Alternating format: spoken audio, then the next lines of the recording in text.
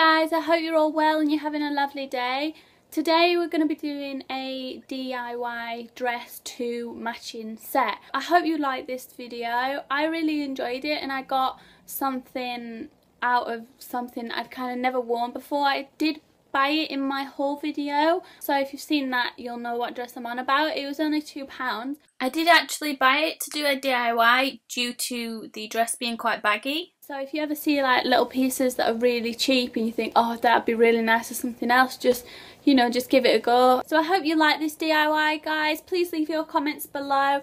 Just if there's anything that you'd like me to do or there's anything you want to say, that's where I'll read your comments. Give me a thumbs up if you like this video, and a subscribe is always useful because you'll get my videos as soon as I put them up. If you find this video helpful and you end up creating your own pieces, whatever that may be, please tweet me at Katie Harmston and Instagram #StylingHands. I'd love to see what you come up with.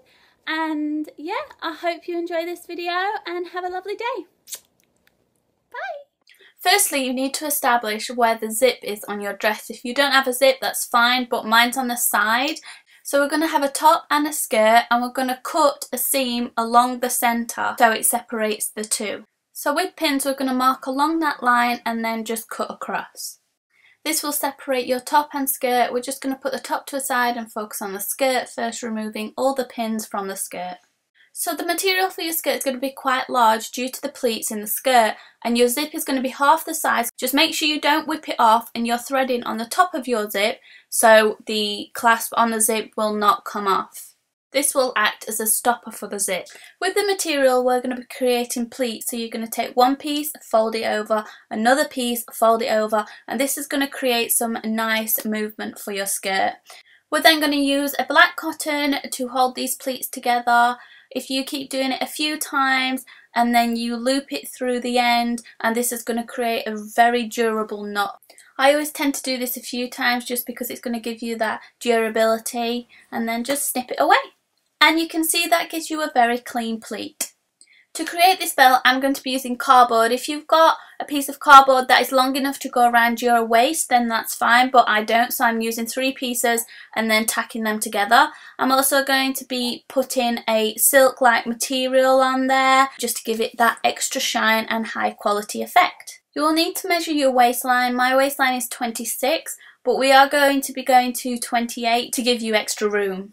You don't have to use cardboard if you don't want to. Mine's a very soft cardboard, so it won't harm you in any way. You can see that it will kind of mould around your body and it won't get in the way. I'm going to be ironing my material, but you just need to be careful with the temperature that you have it on, as this material's very delicate. I'm going to place my cardboard onto the inside of my material, and I'm going to be attaching it using hem. It's an easy way to do this because you don't have to thread, and it's very quick, and all you do is place it down and iron it over. The only problem with hem is just make sure you don't get it on your iron, because it will stick to your iron and it will cause marks on your clothing when you come to use it again. So if you fold the rest of your material around your cardboard and just iron over it, as you can see it's very stuck down and it's not going to come away. Just snip the rest of the material that you don't need. And repeat this process until all the material is stuck down and it starts to look like a belt. We're now going to attach the skirt to the belt. It's going to go all the way around the front, and that flap is going to come back towards the zip, and then another flap is going to come around the edge and cover the zip. We're going to be using pins to hold the belt in place and then seal it with hem, again using the same technique. To make the belt at the end look high quality, we're going to be folding over a piece of material and then placing it on the end of the belt and folding it over to give a clean outside seam. The inside of your skirt might look a bit messy. You can leave it if you want to, but I'm going to create an inside seam. Using hem and a little bit of material, just fold it over, which will create 2 strips for you that you can place on and attach to the inside of your skirt. As you can see, this looks more professional and a lot cleaner. On the inside of the belt, we're going to be placing 2 studs. Using needle and thread, just chop away any thread you've got left. And that creates a very easy way to hold your belt in place and to create a cover for your zip. So that's your skirt finished. That's the inside and the outside of your skirt. So now for the crop top. It has the zip at the side which will need closing, and the bottom edges are very frayed due to being cut. You will need a thread picker. You can use scissors for this as well to cut off the zip from the material so we can then close it up again. If you cut away at the thread and then pull the zip off, it should just pull right away. And that is completely detached from your top. You have two clean edges that we will put together and create a nice straight line. You can use either hem, needle and thread, or some glue. But I'm going to be using hem. If you're unsure, you can always use a needle and thread. Just make sure your stitches are very close together.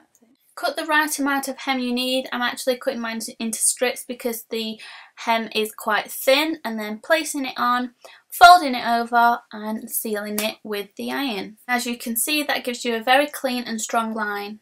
On the inside, just give it a little bit of a tug to make sure it's all sealed and that it won't come apart. You can leave the back of your top for a more simple look, but if you want a complicated look, you can do a V-line right down the back of the top. Fold your top in half and put a pin at the top and put a pin behind that pin to mark the same point on the other shoulder.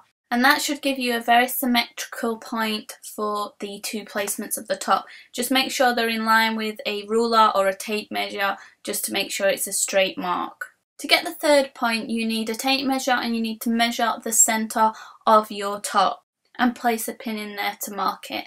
And to measure the band width, I'm just going to be using my bra strap. And that is your top band centre point, which you're going to cut from your 2 points on your shoulders to your point in the centre, creating a V-line. Before you go for your scissors, just make sure your material is separate, otherwise you're going to cut your back as well as your front. Make sure you cut just outside your pins to give you extra room to fold the material over.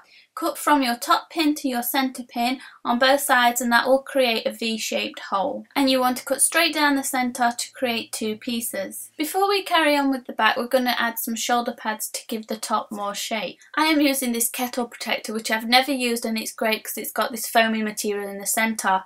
Measure and mark how much you will need, cut it out, smooth it off, and it should look like a D shape.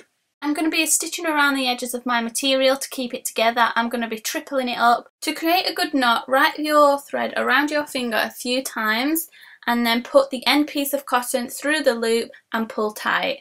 That should create a good sturdy knot. And then just continue stitching around the entire D shape. As you can see, that's all stitched around the edges, and I've now stitched it onto my top, around the top of the D and down the centre of the D, and that should hold it very tight. The pointy side of the D wants to be at the neckline and the straight side of the D wants to be at the shoulder line. To get those straight edges on the back of your top, you need to repeat the process using hem, fold the material over and seal it with the iron. You will need to do this for all edges of your top. I have taken up all the edges and added a lining on the inside like we did with the skirt. If you have a sewing machine, you can bind it with this stitching, but I do not, so this was my method. I added a few different clasps. On the corner there is a hook and eye, another hook and eye above the band, and 2 studs. The reason for me adding a number of different clasps, just because when you're out and you're moving around you don't want your top to fall off, so adding that extra durability is always going to put your mind at ease. So that is the back of your top and the front of your top and your skirt and the set.